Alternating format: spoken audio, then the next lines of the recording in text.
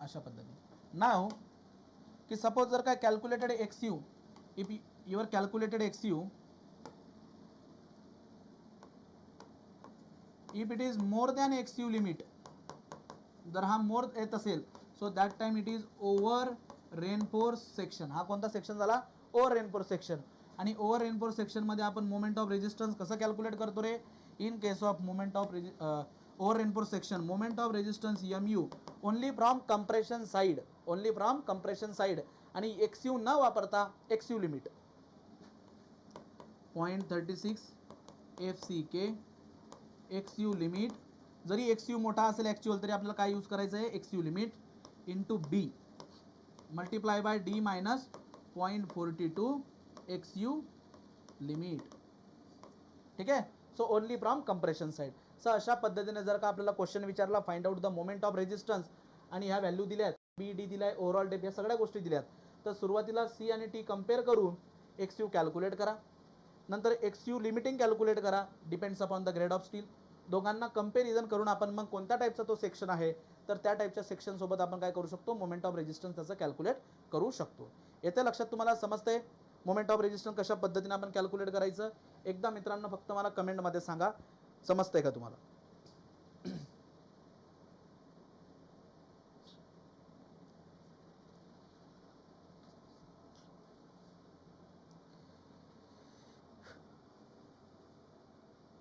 साक्षी काय म्हणते? 0.36 FCK. कुठे चुकलं का माझ्याकडनं? 0.36 FCK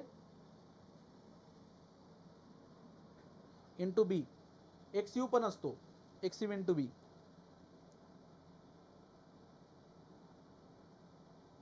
एकदा मला कळवा मित्रांनो, या ज्या सगळ्या गोष्टी आपण डिस्कस केल्यात आतापर्यंत कॅल्क्युलेशन स्टेप पर्यंत, हे सगळं क्लिअर आहे का?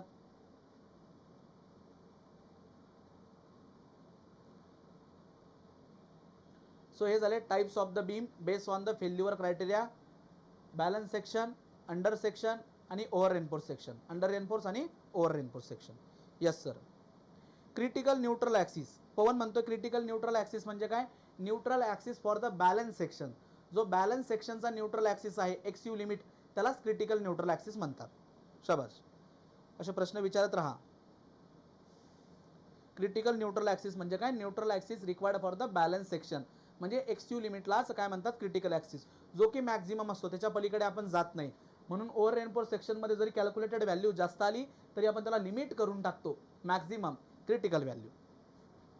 प्रतीक्षा म्हणते clear sir. Okay. So type of beam clear झालेत based on the failure criteria. आता based on the steel reinforcement provided, त्याला सिंगली रेनफोर्स आणि डबली रेनफोर्स अशाही दोन कॅटेगरीमध्ये आपण डिवाइड करतो, जे आता मी तुम्हाला शिकवतो. लक्ष द्या नेक्स्ट स्लाइडवरती. So now the type of beam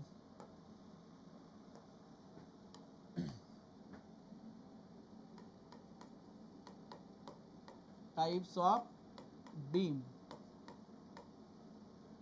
Again types of beam: singly reinforced,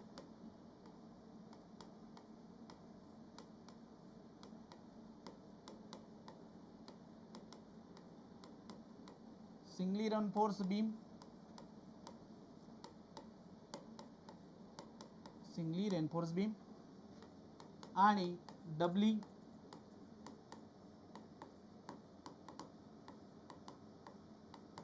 reinforced beam. Doubly reinforce beam simple आहे. यांच्या डेफिनेशन महत्वाचे आहेत आपल्यासाठी. सिंगली रेनफोर्स बीम म्हणजे काय? Tension reinforcement provided only tension side. जे काही रेनफोर्समेंट आहेत, स्टील रेनफोर्समेंट और रेनफोर्समेंट, रेनफोर्समेंट म्हणजे main reinforcement, main reinforcements are provided only in tension zone. इथं काय म्हणणार?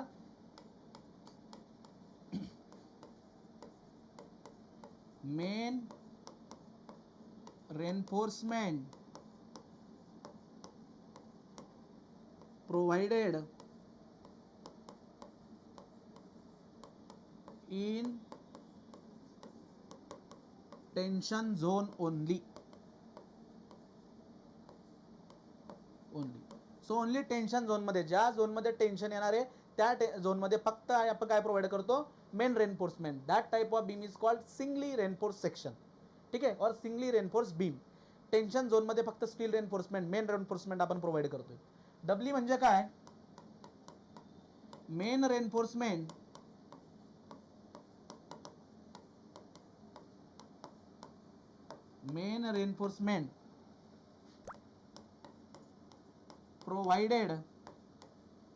provided in tension as well as compression zone. ठीक आहे. So tension zone as well as compression zone, दोघं झोनमध्ये आपण काय करतो, मेन रेन्फोर्समेंट प्रोव्हाइड करतो. That is the doubly reinforce beam. This is what singly reinforce beam. So singly reinforce काय असतो, डबली रेन्फोर्स काय असतो, या दोघांमधला फरक लक्षात असू द्या. सो सिंगली रेन्फोर्स बीम मध्ये फक्त मेन रेन्फोर्समेंट आहे, पण टेन्शन झोनमध्ये ज्या झोनमध्ये न्यूट्रल ॲक्सिसच्या ज्या बाजूला टेन्शन डेव्हलप होतं तिथंच आपण प्रोव्हाइड करणार.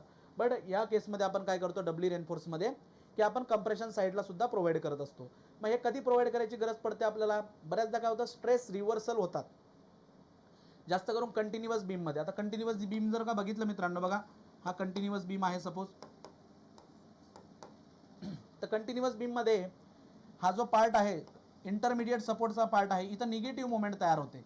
या पार्टमध्ये स्पॅनमध्ये पॉझिटिव्ह मोमेंट असते, इथं पण पॉझिटिव्ह मोमेंट असते, आणि मधल्या पार्टमध्ये काय होतं, निगेटिव्ह मोमेंट तयार होते. म्हणजे याचं मिनिंग काय, की ह्या स्पॅनमध्ये, एवढ्या स्पॅनमध्ये टेन्शन रेन्फोर्समेंट आपण बॉटमला प्रोव्हाइड करतो, because tension is in bottom side. इथं सुद्धा टेन्शन बॉटम साईडला येतं, बट निगेटिव्ह मोमेंट ज्या ठिकाणी डेव्हलप होते इथं टेन्शन जो आहे तो टॉप साईडला डेव्हलप होतं. मग टॉप साईडला टेन्शन डेव्हलप झाल्यानंतर टॉप साईडला आपल्याला रेन्फोर्समेंट प्रोव्हाइड कराव्या लागतात, आणि त्यामुळे आपण काय करतो की थ्रूआउट टॉपला आणि बॉटमला रेन्फोर्समेंट प्रोव्हाइड करतो. That is called a doubly reinforce beam. So टॉपला आणि बॉटमला compression zone as well as tension zone दोघांमध्ये जर का आपण स्टील रेन्फोर्समेंट प्रोव्हाइड करत असाल, main reinforcement, so that is the doubly reinforce beam. त्यानंतर IS कोडमध्ये मित्रांनो मिनिमम रेन्फोर्समेंट किती प्रोव्हाइड केले पाहिजेत आणि मॅक्झिमम रेन्फोर्समेंट आपण किती प्रोव्हाइड केले पाहिजे याबद्दल पण क्लॉज आहे, तो आता मी इथं डिस्कस करतो, कारण तो खूप महत्त्वाचा आहे. त्यासाठी मित्रांनो बघा, इथे मी टायटल टाकतो मिनिमम आणि maximum reinforcement. Suppose this is the cross section.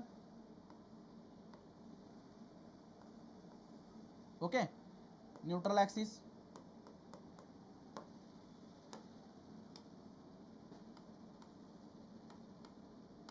B, capital D, इतर रेन्फोर्समेंट हा झाला स्मॉल d, आणि या रेन्फोर्समेंटचा जो काही एरिया आहे दॅट इज AST. नंतर हा जो काही कॉन्क्रीट आहे, लेट अस से की the grade of concrete is FCK, आणि जे काही स्टील बार आपण यूज केले त्यांचा ग्रेड आहे FY. FCK आणि FY. So according to the IS 456, ठीक आहे. So IS 456 maximum reinforcement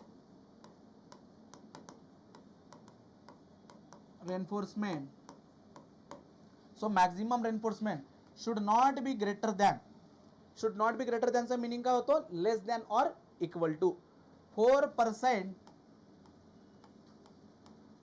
of gross area. So हा खूप महत्वाचा क्लॉज आहे जो की तुम्हाला लक्षात ठेवायचा आहे. Maximum reinforcement should not be greater than 4% of the gross area.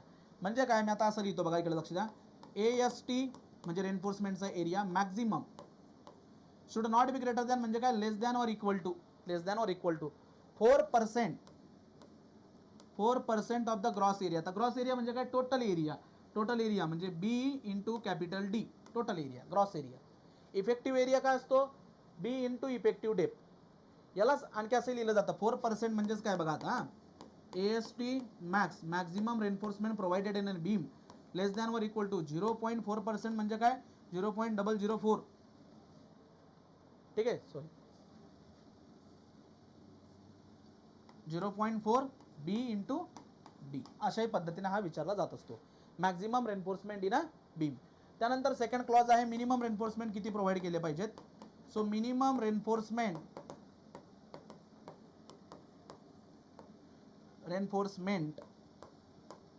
is given by AST minimum divided by small b small d, B and D is equal to 0.85 divided by FY. So this is the formula given by the IS 456 for minimum reinforcement. Minimum reinforcement एवढे provide केली पाहिजेत and this is for the maximum reinforcement. ठीक आहे, हे दोघं point खूप महत्त्वाचे आहेत मित्रांनो, त्यांना नोट डाऊन करा. Minimum reinforcement in a beam and maximum reinforcement. Okay, so आतापर्यंत आपण कोणकोणत्या गोष्टी बघितल्यात आजच्या लेक्चरमध्ये बघा. चला आपण इथून सुरुवात केली. Basically types of beam, remaining part जो होता तो आपण पूर्ण डिस्कस केला. तर यामध्ये बॅलन्स सेक्शन, अंडर सेक्शन आणि ओव्हर सेक्शन अशा 3 कॅटेगरी होतात. Steel and concrete both are reaches their maximum value of the stresses at the same time, that is the balance. ठीक आहे, मग नंतर बॅलन्स सेक्शनच्या कॅरेक्टरिस्टिक आपण बघितल्यात. तर बॅलन्स सेक्शनमध्ये X U limit by D ची व्हॅल्यू काय असते, general formula, it depends upon the grade of the steel. आणि ग्रेड ऑफ द स्टील जर का आपण व्हॅरी करत गेलो तर तुम्हाला वेगवेगळ्या व्हॅल्यू भेटतात. हा टेबल खूप महत्त्वाचा आहे. नंतर आपण बॅलन्स सेक्शनसाठी मोमेंट ऑफ रेजिस्टन्स कॅल्क्युलेट केलं from compression side, from tension side. Mostly आपण कंप्रेशन साईड यूज करत असतो. आणि यामध्ये X U limit by D ची व्हॅल्यू सबस्टिट्यूट केल्यानंतर हे फॉर्म्युलेत बनले. सो हा पूर्ण पार्ट जो बॅलन्स सेक्शनसाठी सफिशियंट आहे. या नोट्स तुम्ही व्यवस्थित रीड करत राहा. नंतर आपण बघितलं की under reinforce beam. So under रेनफोर्समध्ये स्टील आपण कमी प्रोव्हाइड करतो. स्टील कमी प्रोव्हाइड करतो त्यामुळे एक्स यूची व्हॅल्यू पण कमी येते. स्टील लवकर फेल होतो, ग्रॅज्युअल फेल्युअर, डक्टाईल फेल्युअर. ठीक आहे, आणि यामध्ये दोघं बाजूने आपण मोमेंट ऑफ रेजिस्टन्स कॅल्क्युलेट करू शकतो. मात्र एक्स यू जो आहे तो as it is X U use करायचा आहे. ओव्हर रेनफोर्स सेक्शनमध्ये स्टील जास्त प्रोव्हाइड करतो, कॉन्क्रीट फर्स्ट फेल होत आहे. So it is the brittle failure, sudden failure, brittle failure किंवा सडन फेल्युअर. IS कोड म्हणतोय की अशा टाईपचा बीम तुम्ही डिझाईन करायचा नाही. बट जर का तुम्हाला मोमेंट ऑफ रेजिस्टन्स कॅल्क्युलेट करायचंच असेल तर त्या केसमध्ये कॉम्प्रेशन साईडने कॅल्क्युलेट करा. आणि एक्स यू जो आहे तो ॲक्च्युअल एक्स यू न वापरता तिथं आपण लिमिटिंग एक्स यू यूज करायचं. काय करायचं आहे, लिमिटिंग एक्स यू. आणि जर काय एक्स यू आणि एक्स यू लिमिटचं जर कंपॅरिझन केलं तर एक्स यूची व्हॅल्यू इथं काय असते, मॅक्झिमम येत असते. मग कॅल्क्युलेशन स्टेप मी तुम्हाला पुढे सांगितल्यात की जर एखाद्या particular सेक्शनसाठी AST, FY, FCK, BED या सगळ्या गोष्टी गिवन असतील तर आधी कॅल्क्युलेशन करायचं. ॲक्च्युअल एक्स यू कॅल्क्युलेट करायचा सी आणि टीला कम्पेअर करून. ॲक्च्युअल एक्स यू आल्यानंतर बॅलन्स सेक्शनचा न्यूट्रल ॲक्सिस डेप्थ कॅल्क्युलेट करायची by using the grade of concrete आणि डेप्थ, इफेक्टिव्ह डेप्थ. दोघांना कम्पेअर करून तो सेक्शन बॅलन्स आहे, अंडर रेनफोर्स आहे का ओव्हर रेनफोर्स इथे चेक करा. बॅलन्स जर असेल तर मोमेंट आपण कंप्रेशन साईड आणि टेन्शन साईडमधून यूज करू शकतो आणि एक्स यू लिमिट यूज करणार. अंडर रेनफोर्समध्ये पण कंप्रेशन साईड, टेन्शन साईड दोघं वापरणार आणि एक्स यू ॲक्च्युअल यूज करणार. आणि या थर्ड केसमध्ये फॉर्म्युल्यामध्ये असणारा जो एक्स यू आहे दॅट इज आपण एक्स यू लिमिटपर्यंत यूज करणार. ठीक आहे, हे तुम्हाला मी स्टेप्स सांगितल्या. त्यानंतर आपण बघितलं सिंगली रेनफोर्स. आता मित्रांनो हा सिंगली रेनफोर्स जो आहे याला जर का बघा, लक्ष द्या, आपण याचा क्रॉस सेक्शन जर का बघायचा म्हटला तर हा क्रॉस सेक्शन अशा पद्धतीने दिसतो आपल्याला सिंगली रेनफोर्सचा. इथंच बाजूला मी तुम्हाला डबली रेनफोर्सचा पण क्रॉस सेक्शन दाखवतो. Okay, so this is the neutral axis, again this is the neutral axis, doubly reinforce. आणि याच्यामध्ये जे रेनफोर्समेंट आहे, suppose this is the compression zone, हा झोन आहे compression zone and this is the tension zone. So tension reinforcement, main reinforcements are provided only in tension zone. अशा पद्धतीने हा दिसतो. आणि it is the compression zone, this is the tension zone. So डबली रेनफोर्समध्ये आपण काय करतो की कंप्रेशन झोनमध्ये पण आणि टेन्शन झोनमध्ये पण आपण काय देत असतो, रेनफोर्समेंट प्रोव्हाइड करत असतो. This is the doubly reinforce. Okay, हां. नंतर according to the IS code minimum reinforcement किती असले पाहिजेत आणि मॅक्झिमम रेनफोर्समेंट किती असले पाहिजेत, खूप महत्त्वाचं आहे. So minimum reinforcement point minimum AST minimum is equal to upon BD is equal to 0.85 divided by FY. आणि the maximum reinforcement should not be more than 4% of the total gross area, not a effective area, gross area. Okay, so ह्या गोष्टी महत्त्वाच्या आहेत. ठीक आहे, इथपर्यंतचा part राजांनो तुम्हाला सगळा clear झालाय का, मला एकदा कमेंट करून सांगा.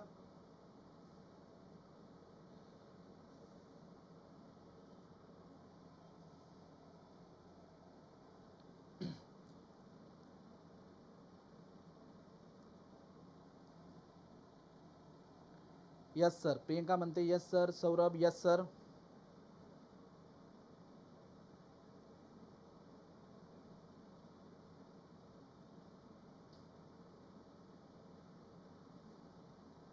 ओके, क्लिअर होत आहे. ठीक आहे, चला मग तुम्हाला सगळ्या गोष्टी क्लिअर झाल्यात तर मी काय करतो शॉर्टमध्ये आज ज्या काही आपण डिस्कस केलं त्यावरती थोडे प्रश्न मी इथे विचारतो मग बघूयात तुम्हाला किती गोष्टी आठवतात ठीक आहे पण आन्सर देण्याचा प्रयत्न करा. What is the factor of safety for steel what is the factor of safety for the steel in case of WSM method स्टीलचा factor of safety in case of WSM method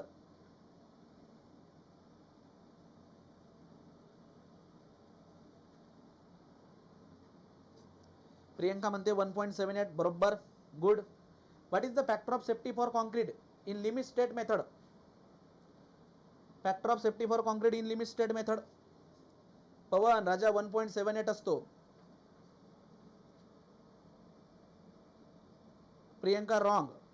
Kailas बरोबर limit state method म्हटलं मी factor of safety in case of limit state method of concrete 1.5 is the correct answer. Pavan परत चुकतो राजा.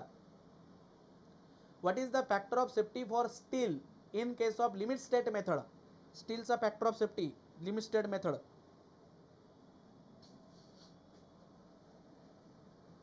बोला.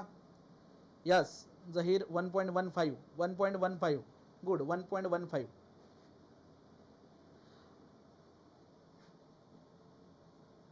in case of over reinforced section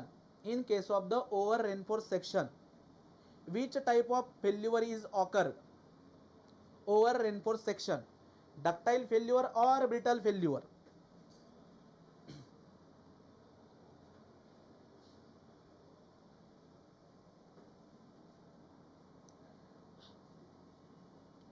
ductile failure or brittle failure brittle failure correct one. आणि brittle failure जर होत असेल that is the dangerous failure sudden failure okay तो आपण अजून करत नाही. सेक्शन बॅलन्स आहे अंडर आहे का ओव्हर आहे हे कशाच्या बेसिसवरती चेक करणार काय कम्पेअर करणार बघू बरं काय कसं आन्सर देतात तुम्ही. Which type of section is तुम्हाला जर का म्हटलं मी सेक्शन चेक करायचं आहे अंडर आहे बॅलन्स आहे का ओव्हर आहे तर काय करणार बरं टाईप करून मला आन्सर द्या तुम्हाला काय वाटतं.